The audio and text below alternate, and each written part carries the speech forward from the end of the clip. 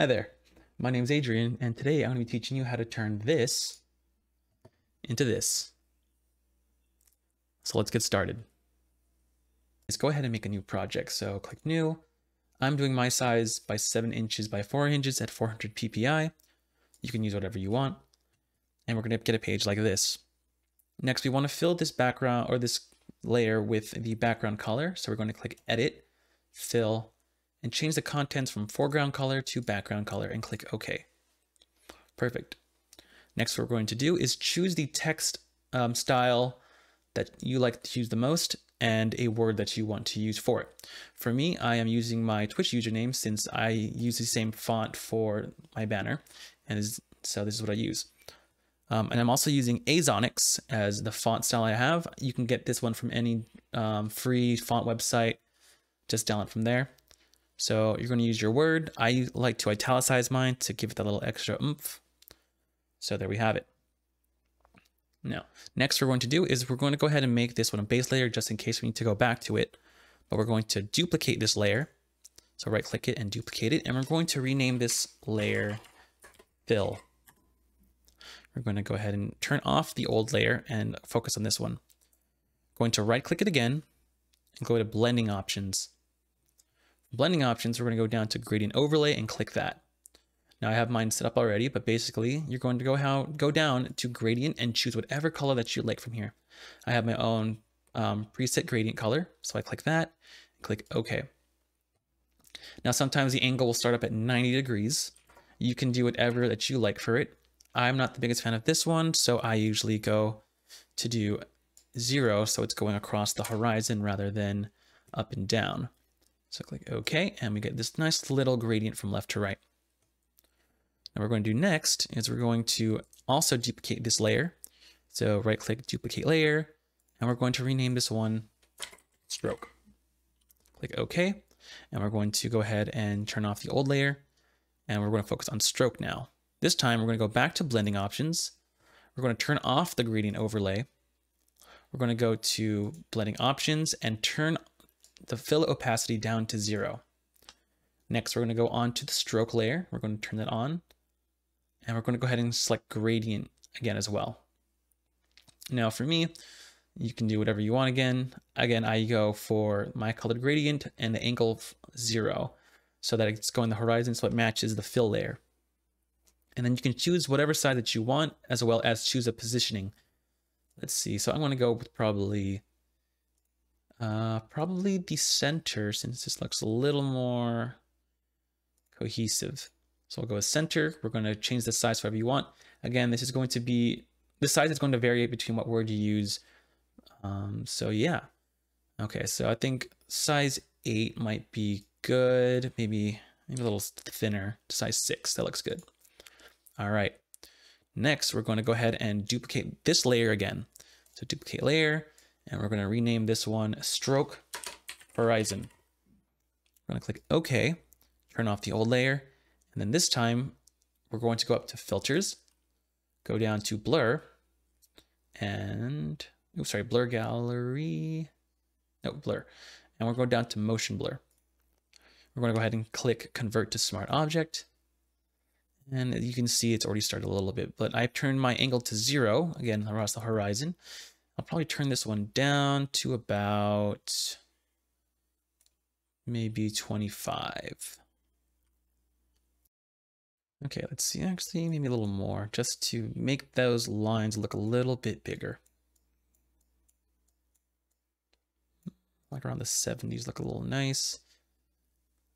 Again, you can adjust this to however much you like it. I'm just trying to make mine a little more on the blur side.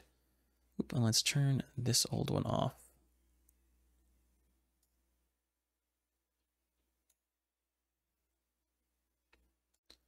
Okay, let's see. I like mine maybe around 78.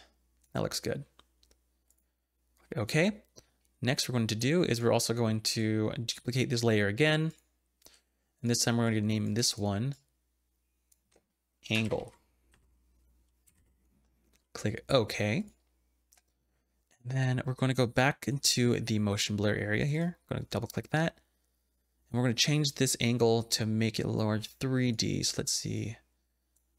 I like that around, ooh, I like that around maybe 60. Yeah, interesting. And I'll probably turn it down just a bit. Probably half of that.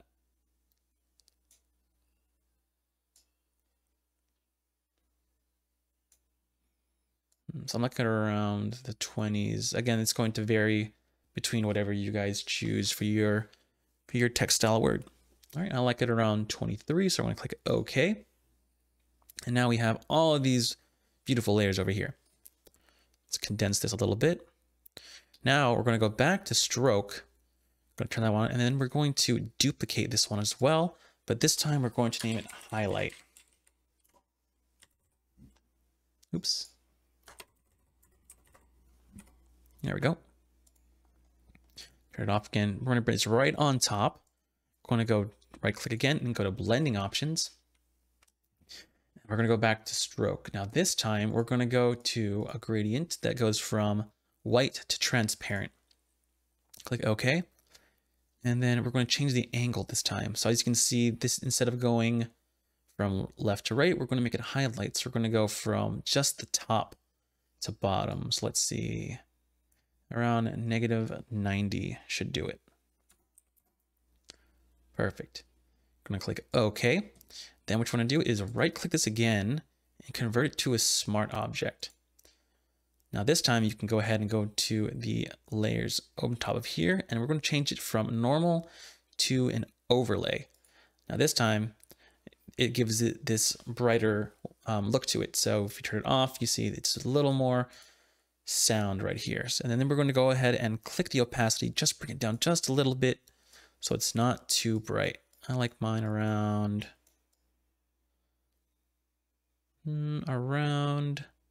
60. Looks good. Okay. Now we're going back to the stroke layer as well. Turn it back on. And this time we're going to duplicate this as well. This time we'll name it stroke thin. Click OK. And then we're going to right click it, blending options, back on the stroke page. We're going to go ahead and bring down the size. So maybe instead of 6 this time, we'll probably bring it down half to 3. Oops. There we go. Now we should have a thinner line here. So what you're going to do is either you're going to click free transform, or you can just use your arrow keys and just move the layer into a different position just a little bit. So as you can see, mine's sort of coming out from here. So let's see, from back to where it was, I kind of want it right here and down. And you can have this any way you want. It can be random. It could be, you know, the top over here, down bottom, anything that you want, as long as you get to make it the way that you like it. So I like it right here. It looks pretty good. And then I guess we'll add one more. So we're going to go ahead and duplicate this. And then we'll call it thin copy as well, since it's just the copy of this. Blending options, and we'll go ahead and decrease the size a little more too, maybe to a 1 this time. Perfect. And then we're just going to move it up and to the side. This time it's a little more, make it look a little more 3D. Perfect. And then we can go back to the fill, turn that one on, and just turn the opacity down. Oops, wrong one. This way it just gives the letters a little more visibility, look more uniform with each other. I guess I'll probably go down to around a low 15s. Yeah, that looks pretty good. And so there's your color. If you want to do anything else with it, what I suggest is you can put in a background. Okay, so the background that I'm going to choose is this black brick wall. I'm going to put that right here. Perfect. I'm just going to resize it so that the vignette around it looks a little more natural. Looks good around here. Oops. Just add it. There we go. And we're going to bring that right above the old background. Actually, let's go ahead and delete that as well. So now you have this, but it still looks a little off. So what you're missing here is actually the coloring because it wants to pop out a little more from the background. So what we'll do here is make a new layer, put it right above the background layer. We're going to go up to the ellipse layer. Since it's not really here, or you don't really see it, it's usually in the same one as the rectangular marquee tool. So go ahead and click elliptical marquee tool. And you want to make sure you change the feather to something around, I want to say 75 at least. Anything above 50 should be good, but I'll do 75. And then we're just going to go ahead and make a little ellipse over the name. Looks a little too small. Let's try that again.